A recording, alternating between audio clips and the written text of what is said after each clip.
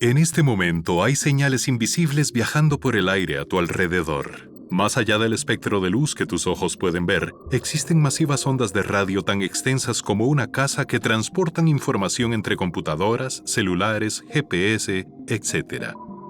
De hecho, la señal que tu celular emite es tan potente que, si pudieras ver ondas de radio, tu celular sería visible desde Júpiter. O al menos tus ojos especiales podrían verlo si el cielo no estuviera atestado de interferencias de routers, satélites y, por supuesto, celulares que no están en modo avión durante un vuelo. Esta configuración no es para proteger tu vuelo, sino a todos los que se encuentran en su trayecto. Los celulares se conectan a las redes al emitir información en forma de ondas electromagnéticas, en específico, ondas de radio que ocupan esta parte del espectro electromagnético.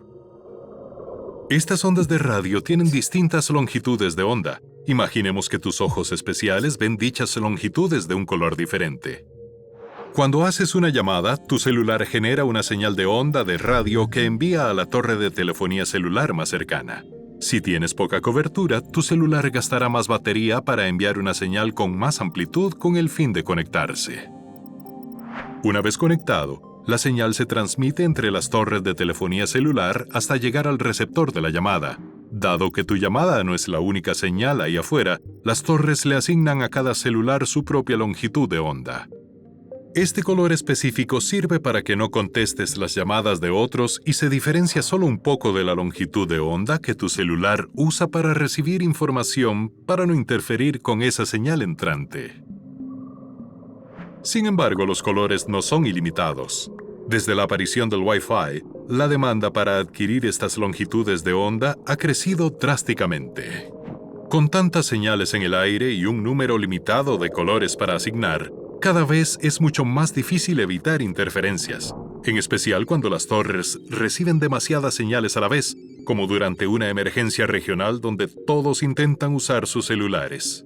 Pero hay interferencias que son más evitables, como las de un celular a miles de metros en el cielo buscando una señal. Ya que un celular en un avión se encuentra muy lejos de una torre, trabaja a toda máquina para enviar una señal potente en busca de cobertura.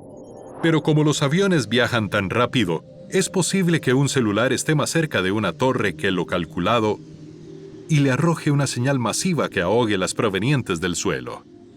Cuando viajas sin activar el modo avión, básicamente eres un inhibidor de señal militar que emite ondas de radio gigantes que interfieren con las señales cercanas. En la Tierra, casi todos los dispositivos emiten ondas de radio subversivas que ralentizan el Internet y entrecortan las llamadas. Esto hace que los clientes contraten más ancho de banda, lo cual obliga a los proveedores a ocupar más espectro radioeléctrico y con el tiempo a poner más satélites en órbita. Este círculo vicioso podría terminar ocultando las estrellas. Incluso sin los satélites, este sistema ya amenaza nuestra relación con el cosmos. Los radiotelescopios usados en la astronomía dependen de una banda específica de longitudes de onda para ver el espacio.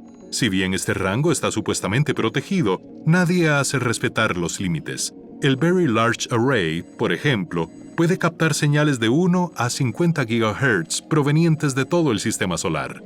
Pero si intenta obtener señales por debajo de los 5 GHz, un mar de celulares conectados a redes 5G podría obstaculizar su búsqueda. Hoy en día ningún lugar en la Tierra está realmente exento de ondas de radio.